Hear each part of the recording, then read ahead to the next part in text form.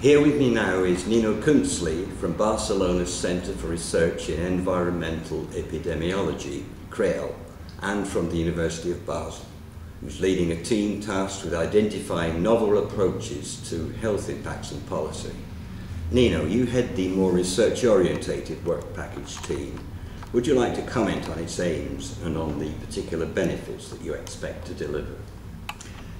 Our work package develops the methods and the tools to integrate the most recent air pollution research findings into the risk assessment. So far, the assessment of the overall disease burden attributable to air pollution has left out these more recent findings, and therefore we usually underestimate the size of the problem. We think that the public and the policy makers have the right to know how big the problem really is and how much we could therefore benefit from better air quality. So there are two most important, more recent findings that are crucial in our work package. First, we try to also integrate the chronic effects of air pollution into the risk assessment. Recent studies from Europe and elsewhere indicate that the typical everyday exposure over long term to air pollution, as it happens in normal life, that this would have effects on the chronic disease domain. It would affect pathologies that are typical in the development of chronic diseases. For example, the new development of asthma or even atherosclerosis is now discussed.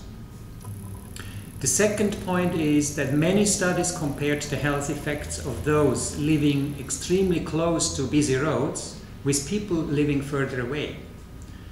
And with further away from traffic, I mean only some 100 meters away instead of living directly along these busy streets and street canyons. These studies now indicate that those people living so close to streets, they have many more problems, health problems, than those who don't live close to street canyons.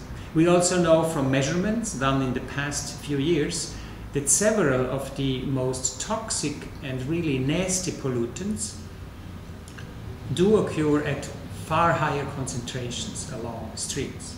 For example, the very tiny ultrafine particles. It can be some 5 to 10 times higher concentrations of these type of pollutants along the highways, along busy streets, as compared to only 100 meters away. We have never used this information in any European risk assessment as methods were not available.